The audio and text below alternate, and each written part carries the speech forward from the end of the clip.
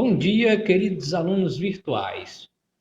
Eu, professor Manuel, estou aqui em mais uma aula de matemática, desta vez uma aula de revisão sobre o Enem.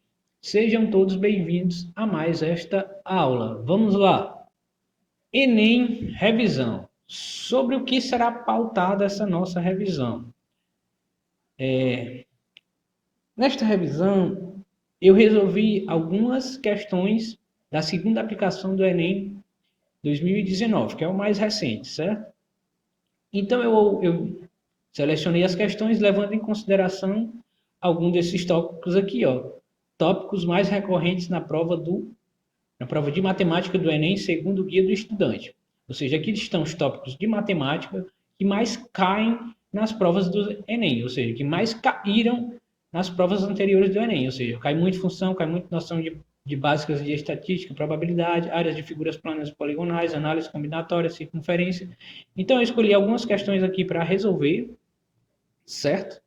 Para relembrar um pouquinho de cada assunto, porque a gente fazer uma revisão de todos esses assuntos em uma aula, a logística não nos permite, certo? Então, eu acredito que eu vou me limitar a essas questões, mas eu vou ficar devendo um resumão de funções e de geometria, certo? Que são dois campos bem amplos da matemática e que, se eu fosse introduzir aqui, levaria praticamente a aula inteira de uma hora, certo? Então, me cobrem, me cobrem aí, deem um jeito aí de me cobrar ou de passar o recado pelos professores de vocês que eu farei essa revisão de função e de geometria, beleza? Hoje eu acredito que a gente vai ficar só na resolução de algumas questões, beleza? Mas vamos lá que vai ser bem produtiva essa nossa aula. Antes de começar a resolver nossas questões, um checklist para a aprovação no Enem. Primeiro aqui, na prova de matemática no Enem, temos questões fáceis, médias e difíceis. Responda de preferência as fáceis e as médias, ou seja, você tem que responder as que você conseguir. As que você vê que são muito difíceis, é bom nem tentar, porque você vai se estressar, você vai perder tempo. E, segundo a avaliação do Enem, você pontua bem mais se você acertar quanto mais questões fáceis e quanto mais questões médias, porque a prova de matemática, toda a prova do Enem, é corrigida pelo TRI, Teoria de Resposta ao Item. E esse TRI, ele dá mais pontos para aquele aluno que responde mais questões fáceis, mais questões médias e menos questões difíceis, porque é o mais coerente de um aluno fazer, é isso, responder aquelas que ele sabe, né, que é de um nível fácil, e não responder as questões difíceis. Porque esse TRI considera que se você respondeu muitas questões difíceis, quer dizer que você chutou ou você tinha um gabarito, entendeu? Então não se preocupem de resolver questões difíceis, certo? Ah, professor, mas eu não vou resolver desse jeito, eu não vou, de matemática eu não vou resolver nenhuma questão. Acredito que se você fez seu ensino médio ou está fazendo seu ensino médio com responsabilidade, você é totalmente capaz de responder várias questões de matemática, ok? Então vamos lá. Segundo, mantenha sempre a calma, saia para ir ao banheiro para dar aquela relaxada e ou beber água para descansar, certo? Você tem que manter a calma, porque a prova é grande, eu não vou mentir, a prova do Enem é grande, então você tem que tentar manter a calma ali. Então eu aconselho você ir ao banheiro pelo menos uma ou duas vezes e aproveitar e beber uma água, porque aí você para um pouquinho ali e tenta dar uma relaxada, entendeu? Porque senão você vai acabar se estressando, certo? Isso conta muito no seu desempenho. Terceiro, cuidado, muita atenção ao enunciado de cada questão. Geralmente temos muitas cascas de bananas para derraparmos na prova do Enem. Muito cuidado na interpretação de questões, principalmente de matemática, porque uma interpretação errada, uma pressa um pouquinho a mais, você vai errar a questão, pode ter certeza. Então, cuidado. Por último, monte uma estratégia de como será a sua abordagem em relação às provas. Qual sequência de provas seguirá? A qual prova dará um pouco mais de atenção? Você deve dar um pouco mais de atenção àquelas disciplinas que você se dá mais bem, certo? Se você se dá mais bem em matemática, você tem que favorecer matemática, certo? E esteja preparado para mudar a estratégia, afinal, imprevistos acontecem. Eu gosto, pelo menos eu gosto de montar alguma estratégia para minha abordagem da prova, certo? Mas geralmente eu sou bem indeciso, então eu mudo de estratégia na hora da prova. Então, por isso que eu falo, então, para vocês ficarem atentos aos imprevistos. Então, vocês têm que estar preparados ali para mudar de estratégia a qualquer hora, ok? Então, boa sorte e vamos lá. Enem 2019, segunda aplicação, função, nesse caso, função logarítmica. Questão 153. Um jardineiro cultiva plantas ornamentais e as coloca à venda quando estas atingem 30 centímetros de altura. Esse jardineiro estudou o crescimento de suas plantas em função do tempo e deduziu uma fórmula que calcula a altura em função do tempo a partir do momento em que a planta brota do solo até o momento em que ela atinge sua altura máxima de 40 centímetros. A fórmula é H igual a 5 logaritmo de t mais 1 na base 2, em que t é o tempo contado em dia e h a altura da planta em centímetros. A partir do momento em que uma dessas plantas é colocada à venda, em quanto tempo em dia ela alcançará sua altura máxima? Ou seja, a gente quer saber o tempo desde que ela é colocada à venda até ela atingir a altura máxima, certo? Então, nosso ponto de partida ali é quando ela atinge 30 centímetros de altura. Vamos à resolução. O que nós temos aqui? Nós temos nessa questão 153 da segunda aplicação. A gente tem uma função logarítmica, certo? E essa função modela a altura da planta a partir do tempo, né? De acordo com o tempo t, a planta vai crescendo, a árvore vai crescendo, né? A planta ornamental vai crescendo e essa função aqui determina a sua altura em função do tempo, beleza? O que a questão quer? Vamos reler aqui de novo. A partir do momento em que uma dessas plantas é colocada à venda, quando é que ela é colocada à venda? Quando ela atinge 30 centímetros, ela é colocada à venda, certo? Em quanto tempo, em dia, ela alcançará a sua altura máxima? Ou seja, ela é colocada à venda quando ela atinge 30 centímetros de altura e sua altura máxima é 40 centímetros. Então, a gente tem que encontrar em quantos dias, perceba que a partir é o momento em que ela é colocada à venda, quando ela tem 30 centímetros de altura.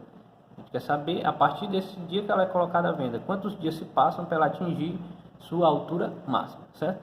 Então, a gente vai ter que relacionar essas duas alturas aqui, certo?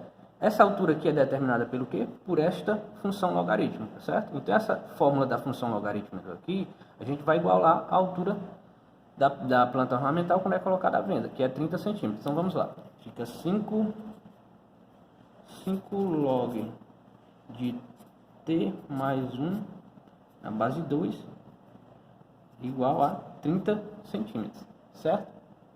A gente tem que usar as propriedades de logaritmos aqui para resolver essa equaçãozinha logarítmica, certo? Esse 5 aqui que está multiplicando log pelo logaritmo da potência, esse 5 aqui que é coeficiente desse logaritmo, ele pode virar expoente do logaritmando. Quem é o logaritmando aqui? O logaritmando aqui é t mais 1. Então, esse 5 aqui, como ele está multiplicando log, ele pode virar expoente do logaritmando aqui, que é t mais 1, tá? Então, vamos fazer essa transformação aqui de acordo com a propriedade de logaritmo da potência, ok? Vamos lá.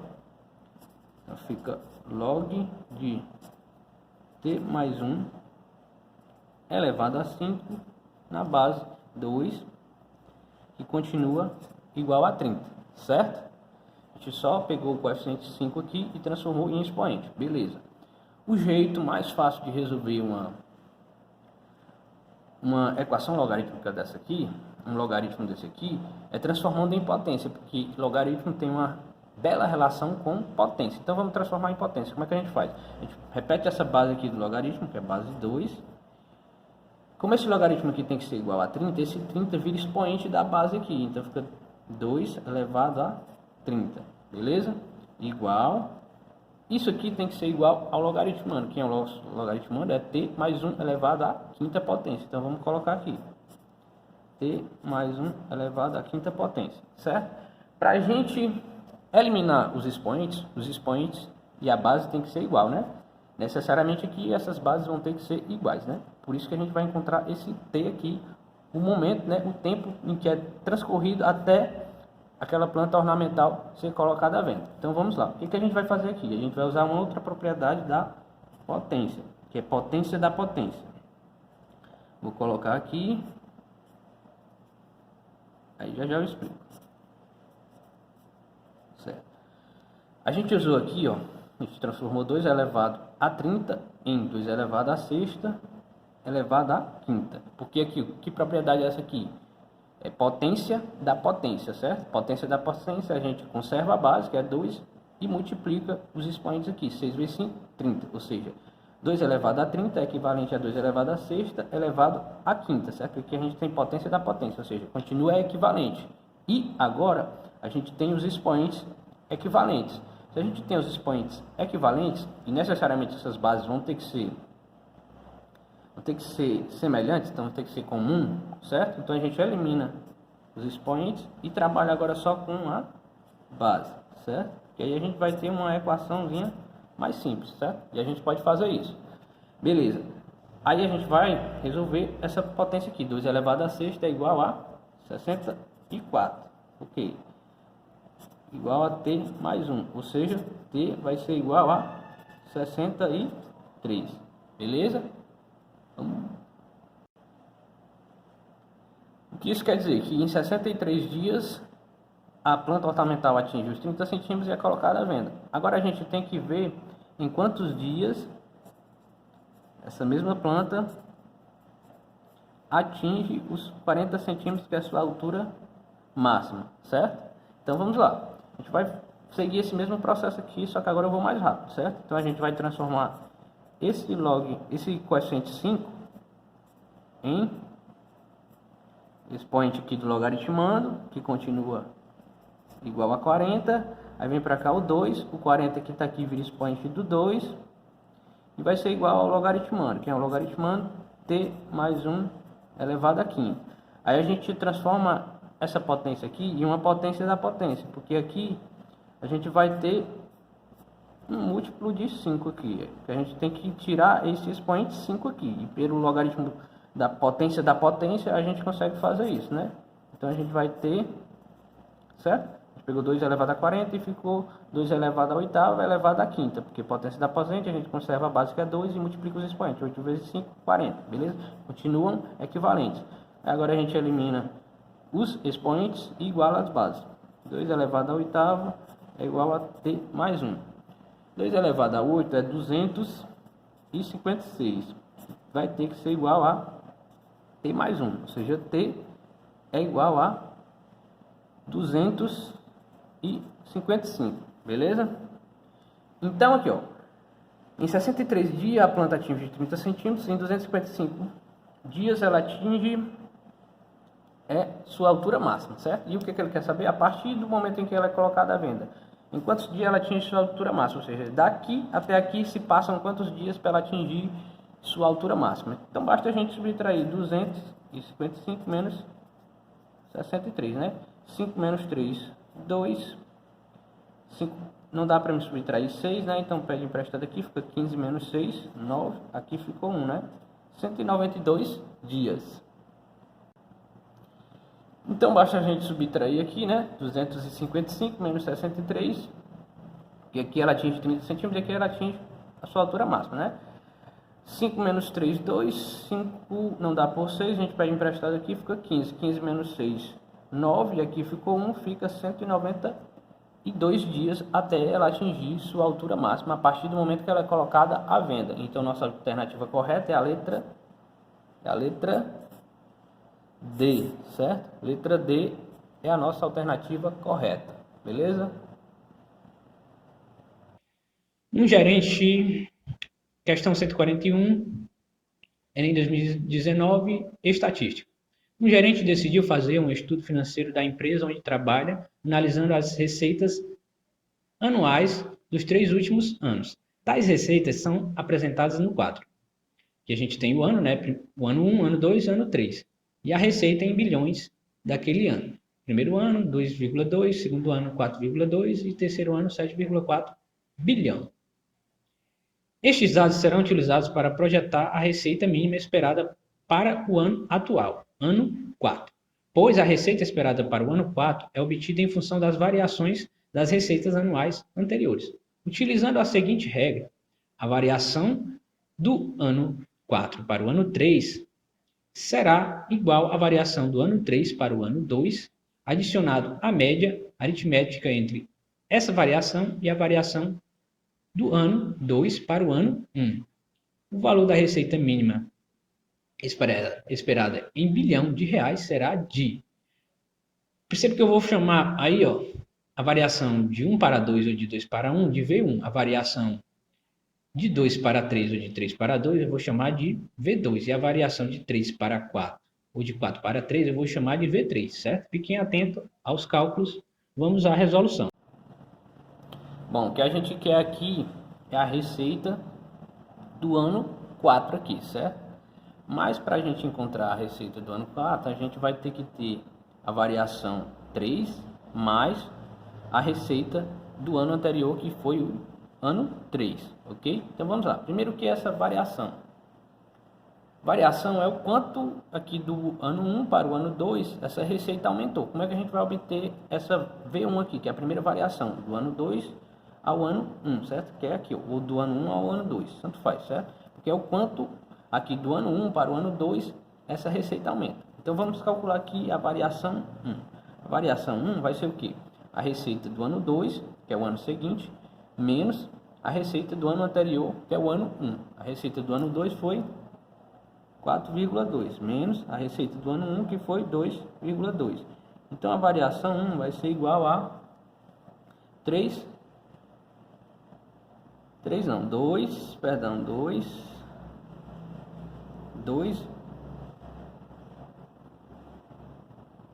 bilhões, certo? 2 bilhões de reais. A variação 1 vai ser 2 bilhões de reais, certo? Porque aqui, ó, 2 menos 2, 0, 4 menos 2, 2. Então a variação 1 vai ser 2 bilhões, certo? Então, aqui do ano 1 para o ano 2, a variação foi 2 bilhões, porque aumentou 2 bilhões no decorrer desses 2 anos, certo? Agora vamos calcular a variação 2. A variação 2, que é essa aqui, ó.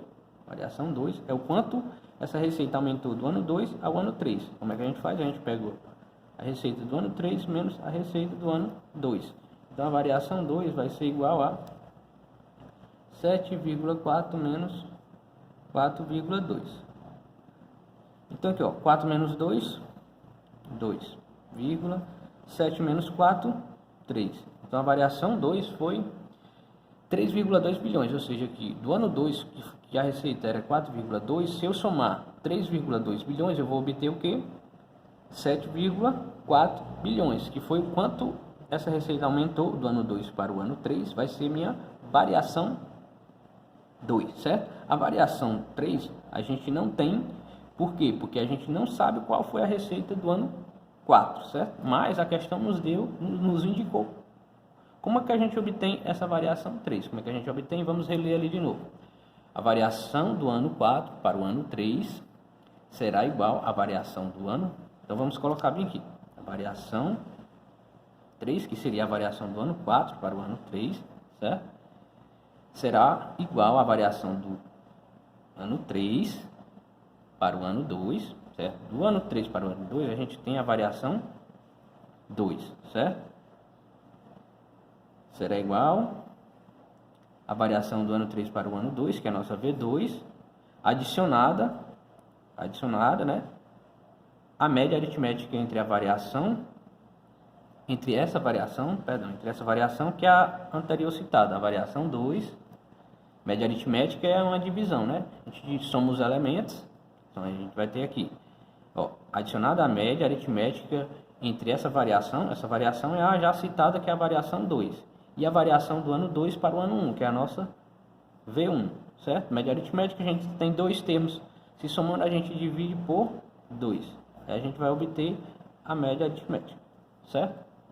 Então, pronto, vamos reler de novo.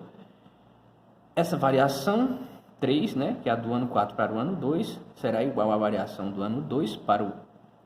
do ano 3 para o ano 2, que está aqui, que é a variação 2. A variação do ano 3 para o ano 2 é a variação 2, mais, né, adicionar a média aritmética entre a variação, essa variação 2, que foi a citada, e a variação do ano 2 para o ano 1, que é a nossa primeira variação, tá aqui, ó, média aritmética. Então eu tenho que somar essas duas variações aqui e dividir por 2, porque são dois termos aqui se somando, eu divido por 2. Então vamos calcular, certo? Porque a gente já tem esses elementos, né? A variação 2 é quanto? 3,2, mais, a gente tem que calcular essa média aritmética aqui, vai ser 3,2, mais a variação 1, que é 2, dividido por 2, correto? Então vamos lá. Então a variação 3 vai ser igual a 3,2 mais, que vai dar ó, 5,2, né? 5,2 dividido por 2 vai dar 2,6. Então a variação 3 vai ser igual a 2 mais 6, 8, 3 mais 2, 5. Vai ser 5,8. A variação 3, certo? Então já dá para a gente calcular a receita 4 aqui, certo? Porque a receita 4 vai ser o que? A nossa variação 3, que é 5,8, mais a receita do ano anterior, que foi 7,4, beleza? Então a receita do ano 4 vai ser igual a 8 mais 4, 12. Então fica 12 aqui, vírgula, vamos levar 1 para cá. 1 mais 5 dá 6, né? 6 mais 7 vai dar 13. 13,2, ou seja, a receita do ano 4 vai ser 13,2. Qual é a nossa alternativa correta? É a letra C. Beleza? Questãozinha de probabilidade, questão 173, perdão. Questão 173. Uma locadora possui disponíveis 120 veículos da categoria que um cliente pretende locar. Desses, 20% são da cor branca, 40% são da cor cinza, 16 veículos são da cor vermelha e o restante de outras cores. O cliente não gosta da cor vermelha e ficaria contente com qualquer outra cor, mas o sistema de controle disponibiliza os veículos sem levar em conta a escolha da cor pelo cliente, disponibilizando aleatoriamente qual é a probabilidade de o cliente ficar contente com a cor do veículo. Então vamos lá à resolução dessa questão. Então o que a gente tem aqui? A gente tem 120 veículos, né, para serem locados. 20% deles é da cor branca, 40% da cor cinza e 16% da cor vermelha. E o restante são de outras cores, certo? Mas o cliente não gosta de carros da cor vermelha, certo? E a gente tem que calcular o quê? Qual é a probabilidade do cliente ficar contente com a cor do veículo? Ou seja, qualquer outra cor, o cliente vai ficar feliz, menos vermelha. Então tá simples da gente calcular essa probabilidade, certo? Dos 120 veículos, a gente tem que retirar esses 16 carros da cor vermelha, certo? Porque o que sobrar não vai ser da cor vermelha, certo? E assim a gente vai ter os ambientes, os eventos favoráveis, né? Porque se a gente tirar aqui dos 120 veículos os 16 carros que são da cor vermelha, todos os eventos possíveis vão ser os eventos favoráveis, né? Aqueles que o cliente vai ficar feliz, né? Porque vão sobrar só os carros que não são da cor vermelha, certo? Mas a gente tem que colocar aqui embaixo, né? Para a gente estar calculando probabilidade, né? A gente coloca em cima os eventos favoráveis, e embaixo são todos os eventos. Nesse caso, todos os eventos é o que? Todos os carros. E todos os carros são quantos? 120 carros, certo?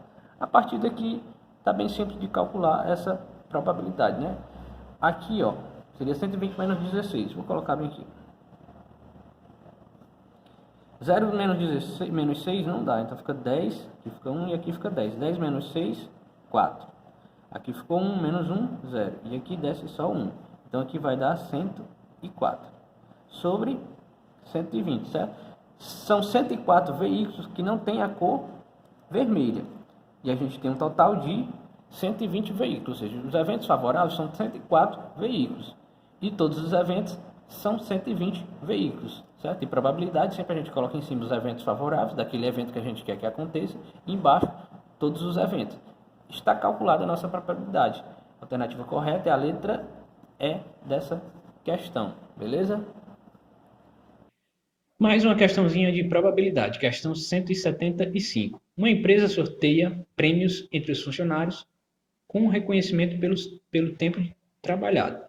A tabela mostra a distribuição da frequência de 20 empregados dessa empresa que tem de 25 a 35 anos trabalhados. A empresa sorteou entre esses empregados uma viagem de uma semana, sendo 2 deles escolhidos aleatoriamente. Que a gente tem o tempo de serviço de cada empregado e o número de empregados que tem aquele tempo de serviço, certo? Então, está distribuído aqui as frequências, ok? Qual é a probabilidade de que ambos os sorteados tenham 34 anos de trabalho? Então, vamos aos cálculos. Qual a probabilidade de que ambos os sorteados tenham 34 anos de trabalho, certo? A gente tem aí na nossa tabela que os empregados com 34 anos de trabalho são 5 empregados de um total de 20 empregados, certo? E a gente vai sortear quantos presentes? 2 presentes, né? Então a gente tem 2 vagas para eles serem premiados. Essas 2 vagas, como ambos têm que ser empregados de 34 anos de trabalho, essas 2 vagas têm que ser ocupadas por esses empregados há 34 anos, certo? Então, no nosso primeiro sorteio, a gente vai ter os 20 empregados, né? Todos eles. Aí, esse aqui vai ser, nas probabilidades, a gente está calculando a probabilidade, aqui embaixo sempre vai ser todos os eventos possíveis. E no primeiro sorteio, eu vou ter todos os empregados, que são 20. Quantos deles têm 34 anos de serviço? Apenas 5, certo? Então, 5 sobre 20 aqui é a probabilidade de no primeiro presente sorteado, um deles seja empregados há 34 anos, certo? Com 34 anos de serviço, certo? Mas, se a gente já sorteou um deles aqui no nosso primeiro evento aqui, certo? No nosso primeiro sorteio aqui do primeiro presente, então, no sorteio do segundo presente vão restar só quantos empregados no total? 19, né? Porque a gente já sorteou um deles aqui no nosso primeiro evento, né? No nosso primeiro presente aqui sorteado. Então, todos os eventos possíveis nesse segundo presente aqui sorteado vão ser só 19 empregados, né? Porque um deles já ganhou esse primeiro presente, ok? E, no caso, a gente quer saber aqui qual a probabilidade de ambos serem empregados de 34 anos. No caso aqui, a gente já está considerando que nesse primeiro presente aqui sorteado, o sorteado foi um dos empregados com 34 anos de serviço, certo? Se nesse primeiro evento aqui, o sorteado foi um empregado de 34 anos, aqui, nesse segundo evento também eu não vou ter mais os 5 empregados de 34 anos, porque um deles já foi sorteado aqui. Então vão restar só 4 possíveis sorteados aqui nesse segundo presente, certo? Aí, como esses eventos têm que acontecer simultaneamente, ou seja, nesse primeiro evento tem que necessariamente ser o empregado de 34 anos e nesse segundo evento também necessariamente tem que ser o empregado de 34 anos. Por quê? Porque a gente quer calcular a probabilidade de os dois serem empregados com 34 anos de serviço, certo? Então, como tem que acontecer de forma simultânea esses 2 eventos, a gente multiplica esses eventos, certo? Multiplicação de fração, multiplica os denominadores, 5 vezes 4, 20. 20 vezes 19, 380. Corta 0 com 0, fica 2 sobre 38, certo? Vamos com calma, né? A gente pode simplificar essa fração aqui, né? A gente pode pegar o 2 sobre 38, a gente pode simplificar ainda por 2, certo? Que vai dar 1, e 38 dividido por 2 vai dar 19. E nós temos aqui a alternativa B, que vai ser nossa alternativa correta para esta probabilidade de os 2 sorteados dos presentes sejam empregados de 34 anos de serviço. A probabilidade é 1 sobre 19, certo? Nossa alternativa B. Questão de análise combinatória. Questão 140. Uma pessoa comprou um aparelho sem fio para transmitir música a partir do seu computador para o rádio do seu quarto. Esse aparelho possui 4 chaves seletoras e cada uma pode estar na posição 0 ou 1. Cada escolha das posições dessas chaves corresponde a uma frequência diferente de transmissão. A quantidade de frequências diferentes que esse aparelho pode transmitir é determinado por. Então vamos lá aos cálculos. Questão 140, né? O que a gente tem? A gente tem um aparelho que possui 4 chaves seletoras e cada uma pode estar na posição 0 ou 1. Então a gente tem 4 espaços e cada um desses espaços aqui pode ser ocupado por essa chave 0 ou 1. Então em cada um desses espaços eu tenho duas possibilidades, certo? Duas chaves que podem ocupar esse espaço e elas podem se repetir, certo? Pode ser só chave 1, 1, 1 e 1, pode ser só 0, 0, 0, 0 e 0, pode ser só duas se repetindo, pode ser só 0, 0, 1 e 1. Então se elas podem se repetir, a gente pode considerar que duas delas podem ocupar esse espaço, duas delas podem ocupar esse espaço, duas delas podem ocupar esse espaço e duas delas podem ocupar esse outro espaço, certo? Porque se elas podem se repetir, a gente pode considerar dessa forma, certo? E o que a gente quer calcular? A quantidade de frequências diferentes que esse aparelho pode transmitir é determinada por. Como cada uma dessas chaves aqui pode ser ocupado pela chave 0 e 1. Então, pode se repetir a gente pode usar esses dois elementos aqui, dois elementos aqui, dois elementos aqui. Isso aqui seria um arranjo com repetição, certo? E a gente está usando aqui o princípio fundamental da contagem, certo? Então, como esses eventos aqui tem que acontecer de forma simultânea, certo? A gente não pode ter só 3 chaves, a gente não pode ter só 2 chaves, certo? A gente tem que ter as 3 chaves compostas. Então, elas acontecem ali de forma simultânea, certo? Então, a gente pode multiplicar esses eventos, né? De a gente ter as chaves 0 ou 1, de a gente ter as chaves 0 ou 1 e assim por diante, certo? Em cada um desses espaços. Então, vai ficar 2 elevado à quarta, né? 2 elevado à quarta vai ser 2 vezes 2, 4. 4 vezes 2, 8. 8 vezes 2, 16. Então, a quantidade de frequências possíveis é 16. A alternativa correta é a nossa letra D. Beleza? Uma questãozinha de razão e proporção.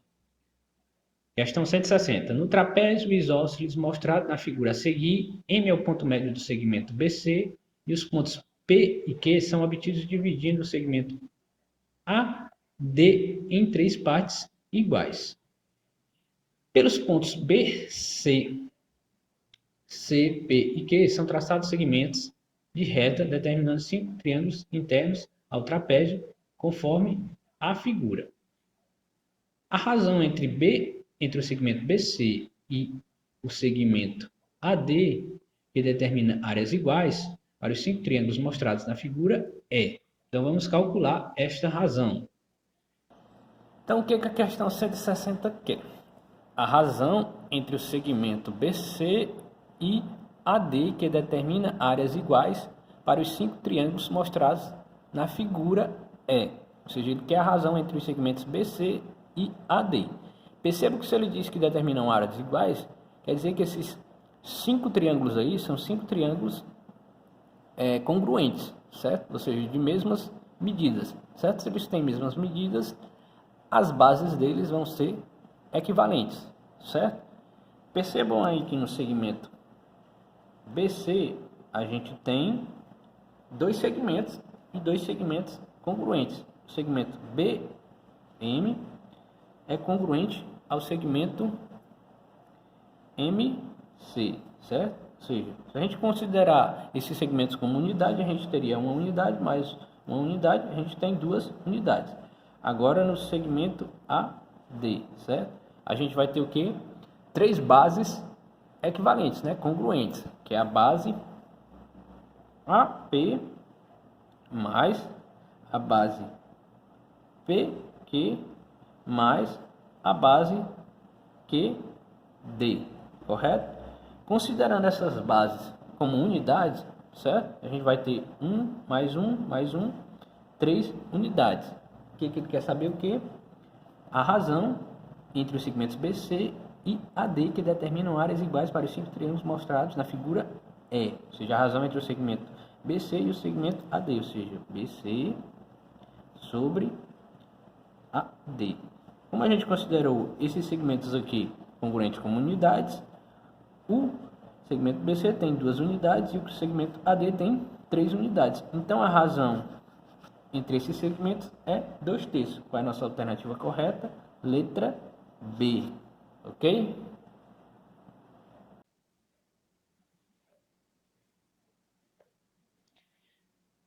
Uma questãozinha de análise de tabelas e gráficos. Questão 177. Uma empresa especializou-se no aluguel de contêineres que são utilizados como unidades comerciais móveis. O modelo padrão alugado pela empresa tem largura de 2,4 metros e outras duas dimensões, largura e comprimento, 3 metros e 7 metros, respectivamente. Um cliente solicitou um contêiner com altura padrão, porém com largura 40% maior e comprimento 20% menor que as correspondentes medidas do modelo padrão. Para atender às necessidades de mercado, a empresa também disponibiliza um estoque de outros modelos de containers conforme o quadro. Aqui os modelos, né, e largura e comprimento de cada modelo. Dos modelos disponíveis, qual atende às necessidades do cliente? Então, vamos obter esse container com as necessidades do cliente. Vamos lá. Então, nossa questão quer saber qual dos modelos disponíveis atende às necessidades do cliente, né? O que o cliente quer? Das medidas padrão, né? A largura, ele quer que aumente 40%. Então, a gente vai ter 140% daquela largura inicial, certo? E no comprimento desse container padrão, ele quer que seja diminuído 20% desse comprimento do container, ou seja, a gente vai ter 80% do comprimento inicial, que era o comprimento padrão do container, certo? A largura inicial era 3 metros e o comprimento inicial era 7 metros, certo? Então, dos 3 metros de largura, a gente tem que aumentar 140%. Dos 7 metros de comprimento, a gente tem que tirar 20%, ou seja, a gente vai ter só 80%. Então, vamos calcular aqui. Primeiro, este aqui, de 3, vezes 140%, né? 140% eu prefiro operar da seguinte forma. 140%. Então, fica 140 sobre 100. A gente pode cortar esse zero bem aqui, que fica mais fácil nosso cálculo, certo? A gente vai ter aqui, ó, 3 vezes 4, 12, né? Leva 1, 3 vezes 1, 3 mais 1, 4. Correto? Isso aqui, ó, fica sobre 10, certo? Eu cortei só um zero ali, então 10 ainda está aqui. Ou seja, se eu tenho 42 sobre 10, eu movo a vírgula que está aqui uma casa decimal. Ou seja, 42 sobre 10 vai ser igual a 4,2. Beleza? Agora vamos para cá calcular esse outro aqui. Vai ser 7 vezes o nosso 80%, né? Porque a gente está tirando 20%. Então, 80% vai ser 80 sobre 100, certo? Para facilitar nosso cálculo, corta 0 com 0 aqui. 7 vezes 8, 56. Continua sobre 10, beleza? De novo, a vírgula está aqui, né? Mas se a gente tem 56 sobre 10, a gente move essa vírgula que está aqui uma casa decimal. Então, a gente vai ter 5,6. Aqui é em metros e aqui é em metros. Então, qual dos modelos agora, dos 5 modelos, estão de acordo com o gosto do cliente? O único modelo que está de acordo é o modelo 2, ou seja, a nossa alternativa correta é a letra B, beleza? Questãozinha de escala, questão 168. Em um trabalho escolar, um aluno fez uma planta de seu bairro, utilizando a escala de 1 para 500, sendo que as quadras possuem as mesmas medidas conforme a figura. O professor constatou que o aluno esqueceu de colocar a medida do comprimento da ponte na planta, mas foi informado por ele que ela media 73 metros. O valor a ser colocado na planta em centímetros, referente ao comprimento da Referente ao comprimento da ponte deve ser, então vamos calcular a medida da ponte na escala, certo? Que a medida da realidade a gente já tem que é 73 metros. Vamos lá. Então, na nossa questão 168, a gente quer o valor a ser colocado na planta em centímetros, referente ao comprimento da ponte, deve ser. A gente quer saber quais são as medidas da ponte na planta, certo? E a gente sabe que a ponte tem, no mundo real, 73 metros, certo? E a gente, como aqui, ó, a escala é de 500, de 1 para 500, né? Isso indica que é 1 centímetro para 500 centímetros da realidade, certo? 1 centímetro na planta equivale a 500 centímetros da realidade, certo? Porque na planta a gente tem a escala ali, a gente tem a reprodução da realidade aqui, certo? Então 1 centímetro na planta equivale a 500 centímetros na realidade. Então esses 73 metros, primeiro a gente tem que transformar em centímetros, beleza? Então 73 metros, vamos supor não, a gente não sabe o quanto isso equivale em centímetros, certo? Mas a gente sabe que 1 metro equivale a quantos centímetros? 100 centímetros, certo? Aí a gente vai usar o que aqui? Uma regrinha de 3 para resolver isso aqui. Então fica meio pelos extremos, né? 1 vezes x igual 73 vezes 100 fica 7.300, né? Porque a gente pega o 73 e acrescenta os dois zeros, beleza. Agora aqui a gente tem que transformar isso aqui. Então a gente já tem a medida real da ponte em centímetros, né? Ou seja, 73 metros equivale a 7.300 centímetros, ok? É isso que a gente fez aqui. Então, agora a gente vai transformar esses 7.300 centímetros da realidade no que a gente vai colocar na nossa planta, né? Que a gente não sabe essa medida que a gente vai colocar na nossa planta, certo? Mas a gente tem a medida real da ponte aqui, certo? E a partir dessa escala da nossa planta, a gente fazendo uma regrinha de 3 aqui, a gente vai obter a medida da ponte na planta aqui, ok? Então, 500 vezes x, 500x. 1 vezes 7.300, 7.300. Então, fica x igual a 7.300 sobre 500. Corta 0 com 0, né? Ficou 73 sobre 5. Vamos fazer essa divisãozinha aqui rapidinho. 7 dividido para 5, 1. 1 vezes 5, 5. 7 menos 5 sobra 2. Desce o 3, né? 23 dividido para 5 dá por 4. 4 vezes 5, 20. 23 menos 20 sobra 3. Então, pede um zero emprestado e coloca a vírgula aqui. Tá? 30 dividido por 5, 6. Então, a medida da ponte na nossa planta vai ser 14,6 centímetros. Qual é a alternativa que nos dá esse resultado? É a alternativa C. A alternativa correta é a letra C. Função trigonométrica. Questão 145.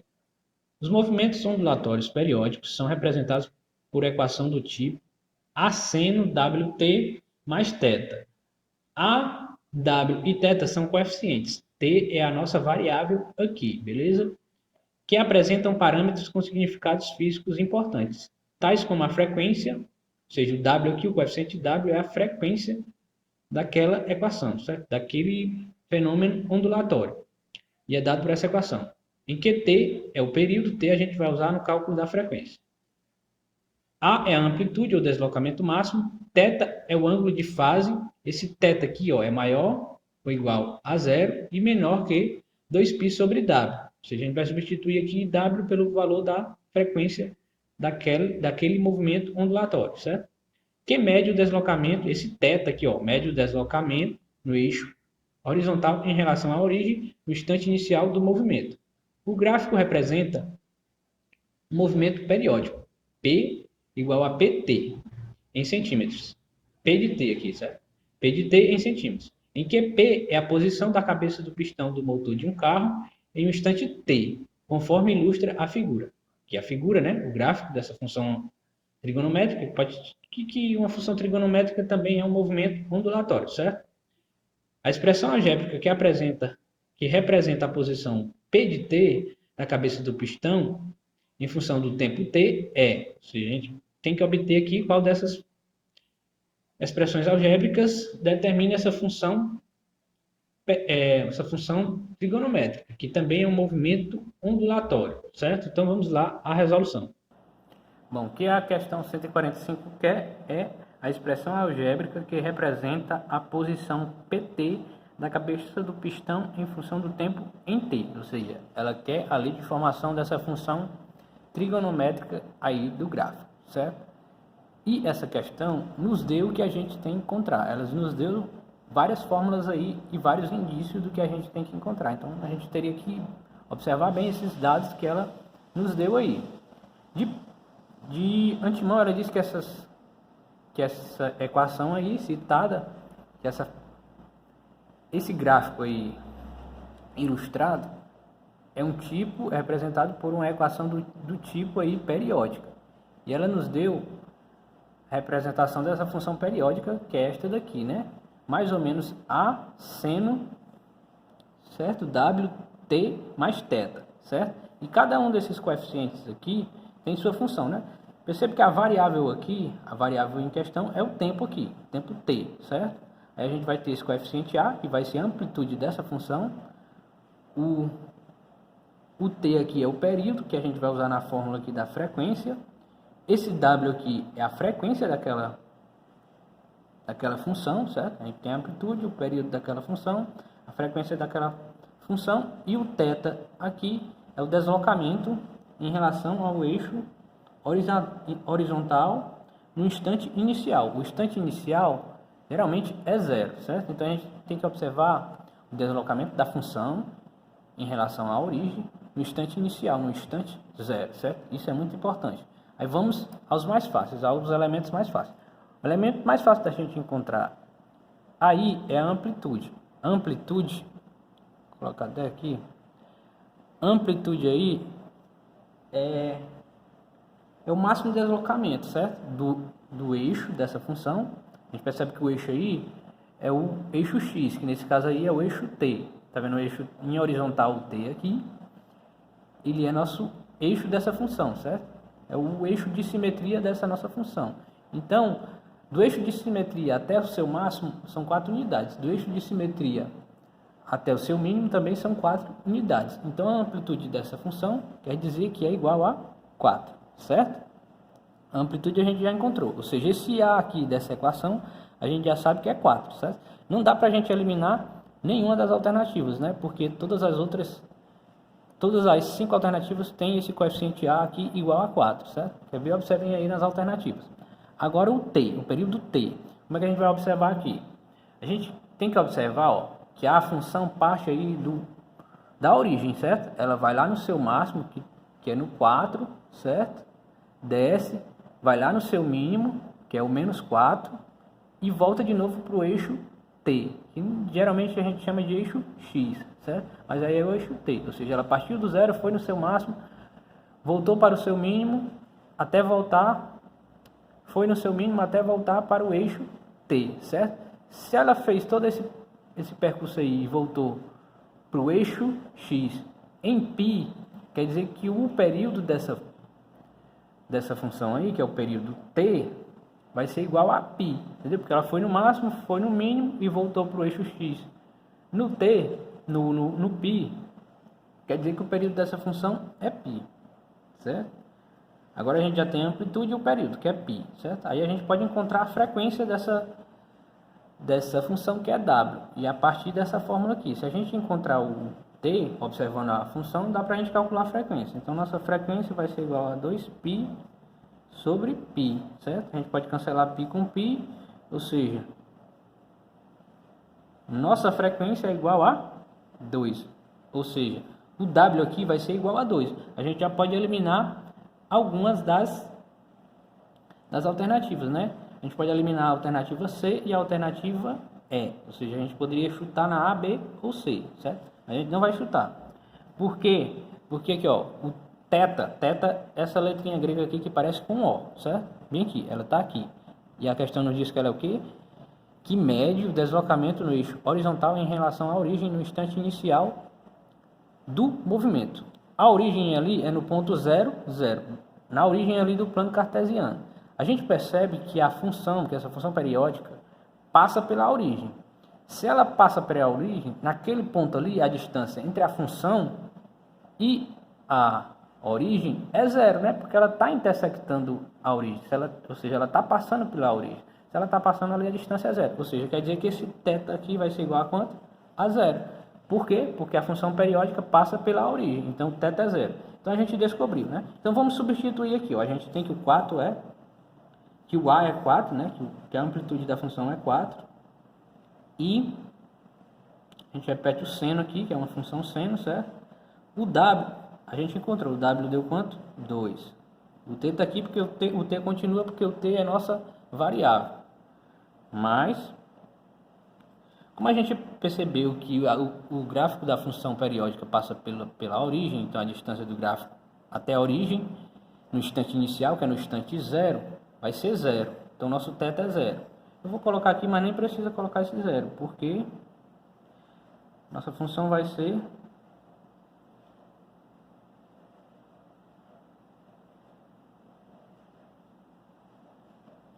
essa função vai ser essa aqui. E ela está em que alternativa? Na alternativa A. Ou seja, nossa alternativa correta é a letra A. Beleza? Só usando o que a questão nos deu. Ok?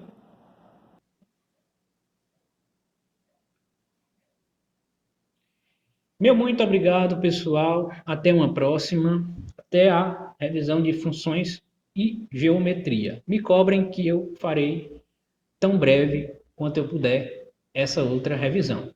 Valeu, tchau!